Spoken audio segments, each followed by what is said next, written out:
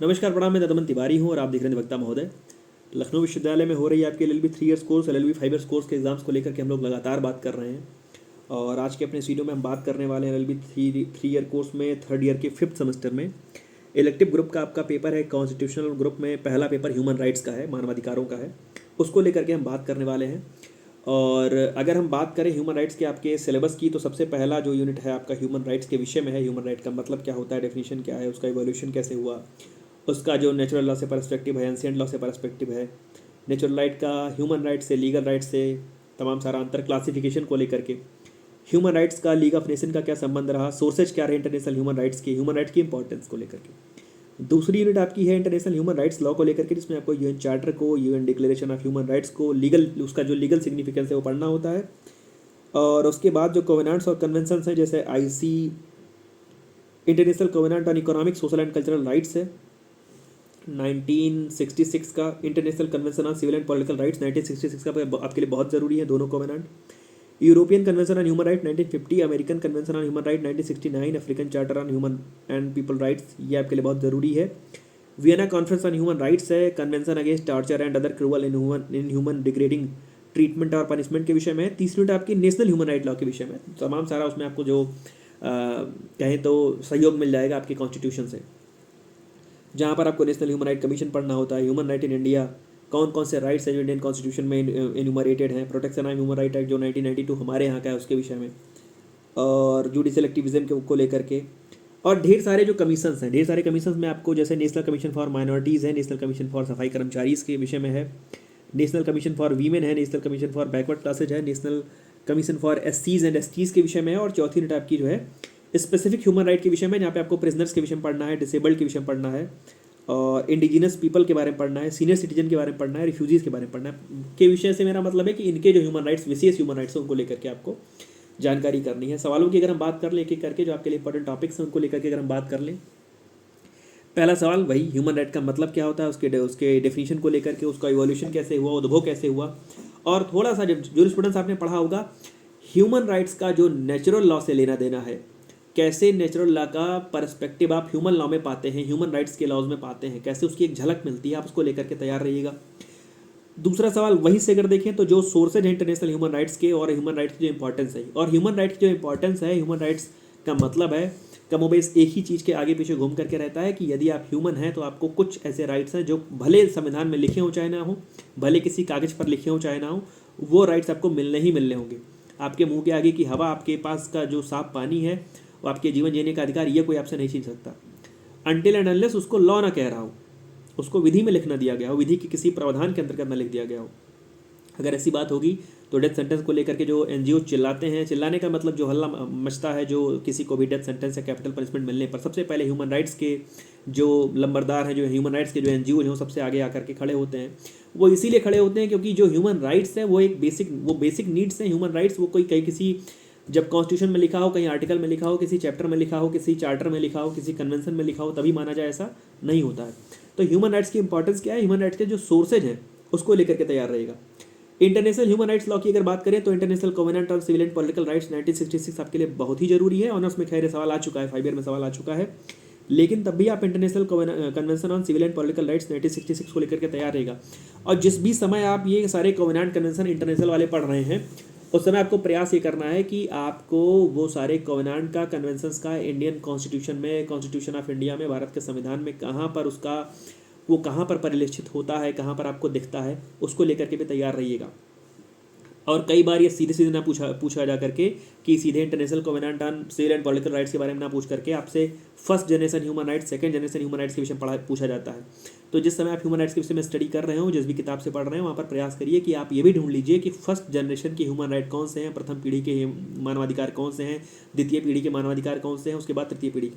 कहने का मतलब ये है कि एक जो बेसिक नीड में जो इजाफा होता गया, बेसिक नीड का मतलब कि पहले रोटी कपड़ा मकान बहुत ज़रूरी था, उसके बाद लगा नहीं, वोट डालने का अधिकार बहुत ज़रूरी है, कच्चा मकान के बजाय पक्का मकान होना बहुत ज़रूरी है। अब आने वाले समय में आपको मिलेगा कि जो राइट टू फ्री इंटरनेट है वो भी ज़रूरी है। एक समय लगा कि राइट टू इन्फॉर्मेशन जरूरी है, एक समय लगा कि राइट टू एजुकेशन जरूरी है, तो वो भी मिला।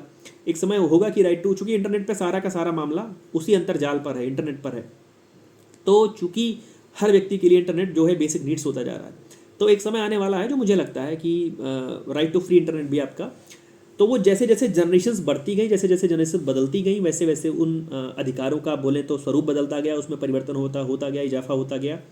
तो थोड़ा सा जो जनरेशन वाइज ह्यूमन राइट्स बटे हुए हैं उनको लेकर के तैयार रहिएगा। और international covenant on civil and political rights 1966 को लेकर के कायदे से आपको तैयारी करनी है। Universal declaration of human rights, मानवाधिकारों की सार्वभौमिक उद्घोषणा, सबसे बड़ा लॉ ऑफ द लैंड बोलते हैं इसको, अगर तो कोई गुरेज नहीं है, कोई गलत नहीं है। आप universal declaration of human rights को खूब कायदे से पढ़ लीजिए, और इसलिए भी पढ़ लीजिए क्योंकि जब आप ह्यूमन राइट के सोर्सेज लिख रहे होंगे तो वहाँ भी आपको बहुत काम आ जाएगा। और universal declaration of human rights का इंडियन कॉन्स्टिट्यूशन पर बहुत बड़ा असर पड़ा हुआ है, कहें तो बहुत एक जैसी चीज़ें हैं। तो वहाँ से आपको एक सवाल मिलने की उम्मीद है, उसको लेकर के तैयार रहिएगा। उसके बाद आपको अमेरिकन और अफ्रीकन दोनों कन्वेंशंस पढ़ने हैं ह्यूमन राइट्स के। अमेरिकन कन्वेंशन जो है 1969 का, और अफ्रीकन चार्टर जो है ह्यूमन एंड पीपल राइट का, उसको लेकर के आप कायदे से तैयार रहिएगा। दोनों टॉपिक आपके लिए बहुत ज़रूरी है।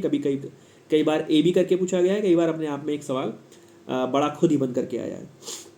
उसके बाद अगर देखें नेशनल ह्यूमन राइट्स लॉ को, जो इंडियन पर्सपेक्टिव को लेकर के देखें, तो एक सवाल आपको तैयार इसलिए करना है कि वो इंडियन कॉन्स्टिट्यूशन को कैसे ह्यूमन राइट्स ने कैसे थोड़ा सा अपने पास खींचा है।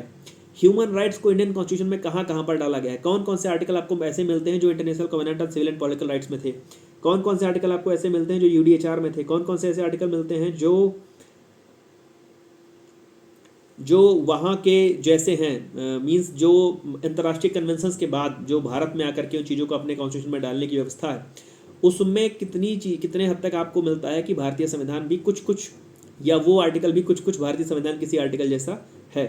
तो ह्यूमन राइट्स का जो इंडिया में महत्व क्या है, उसका मतलब क्या है, और ह्यूमन राइट का इंडियन कॉन्स्टिट्यूशन में क्या क्या रोल रहा है, उसको लेकर के आप तैयार रहिएगा। Protection of human rights act 1992 खूब कायदे से पढ़ लीजिए क्योंकि ह्यूमन राइट कमीशन आने की संभावना रहती है। ह्यूमन राइट कमीशन के विषय में भी जानकारी कर लीजिएगा। उसके बाद ढेर सारे कमीशन हैं, वहाँ पर आपको मैं कहूँगा ह्यूमन राइट कमीशन को कायदे से पढ़ करके जाइएगा। और एक कमीशन आप जो भी उसके अतिरिक्त आप बैकअप में पढ़ना चाहें पढ़ सकते हैं, लेकिन एक मेरे कहने से नेशनल ह्यूमन राइट कमीशन पढ़ करके जाइएगा। उसके बाद चौथी यूनिट में आपके लिए स्पेसिफिक ह्यूमन राइट्स में प्रिजनर के विषय में है, वीमेन चिल्ड्रन के बारे में, इंडिजिनस पीपल के बारे में, भारतीय मूल के लोग के बारे में, डिसेबल्ड मतलब दिव्यांगों के विषय में है, सीनियर सिटीजन मतलब वरिष्ठों के लिए है, रिफ्यूजीज़ का मतलब कि जो शरणार्थी हमारे देश में आए हैं उनके लिए है। तो इन 1 2 3 4 5 में से आपको एक तो डिसेबल्ड के बारे में और एक रिफ्यूजीज़ के बारे में और प्रिजनर्स के विषय में खूब कायदे से पढ़ करके जाना है। इसका मतलब क्या है, क्योंकि कुछ ऐसे ह्यूमन राइट्स हैं, स्पेसिफिक ह्यूमन राइट्स को हम बोल रहे हैं, विशेष ह्यूमन राइट्स हैं, विशेष मानवाधिकार हैं जो केवल और केवल वॉर प्रिजनर्स को मिले हुए हैं।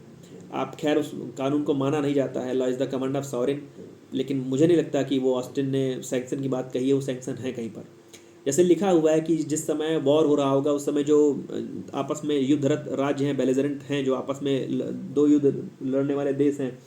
अभी आपके समक्ष एक बहुत बड़ा ज्वलंत उदाहरण है, चाहे वो गाज़ा का मामला हो या सीरिया के पुराने मामले रहे हों या कुछ भी ऐसे दो देशों के बीच का युद्ध रहा हो, वियतनाम का युद्ध रहा हो, अमेरिका का, कि जहाँ पर ये मतलब ह्यूमन राइट में लिखा हुआ है, इंटरनेशनल लॉज में लिखा हुआ है कि जब भी दो देशों में युद्ध होगा तो वो एक दूसरे के बच्चों को नहीं मारेंगे, वो एक दूसरे की महिलाओं को नहीं मारेंगे, वो एक दूसरे के निसक्तों को नहीं मारेंगे, दिव्यांगों को नहीं मारेंगे, वो किसी ऐसे व्यक्ति को नहीं मारेंगे जो युद्ध में पूर्ण रूप से इन्वॉल्व ना रहा हो, केवल आपसी सैनिक लड़ेंगे।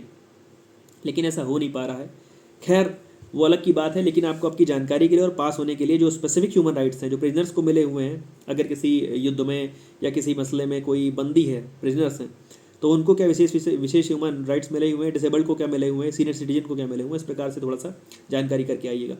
और मैं फिर से कहूँ कि ह्यूमन राइट्स जब आप पढ़ना शुरू करिए तो सबसे पहले आप ह्यूमन राइट्स की जो परिभाषाएं हैं तमाम सारी उसको कायदे से पढ़ लीजिएगा। और ह्यूमन राइट्स की जब परिभाषा आप पढ़ रहे हैं तो वहाँ से एक चीज़ ये भी देख लीजिएगा कि उसका जो भारत के संविधान में उसका क्या भूमिका रही है, भारत के संविधान में उसका क्या महत्व रहा है, और भारतीय संविधान में जो जुडिशियल एक्टिविज्म आया human rights towards human rights को जो लेकर के एक जो सकारात्मक सोच डेवलप की गई, चाहे वो PN भागवती साहब के द्वारा, चाहे वी के कृष्णा अय्यर साहब के द्वारा, या किसी भी जस्टिस को जिसको आप जानते हो, जिसको आप पहचानते हो।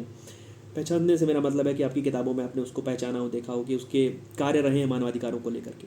तो वहाँ से उतरते हुए ह्यूमन राइट कमीशन को पढ़िएगा, ह्यूमन राइट कमीशन के पावर फंक्शन को विषय में पढ़िएगा। और ह्यूमन राइट कमीशन जिस समय आप पढ़ रहे हैं तो आप पाएंगे कि जैसे ह्यूमन राइट लोगों के लिए मुहैया कराए गए, वैसे सफाई कर्मचारियों के लिए अलग किए गए, SC STs के लिए अलग किए गए, OBCs के लिए अलग किए गए, माइनॉरिटीज़ के लिए अलग किए गए। तो जिस समय आप कॉन्स्टिट्यूशनल प्रोविजन पढ़ रहे हैं वहाँ से थोड़ा थोड़ा इन सब के विषय में देख लीजिएगा।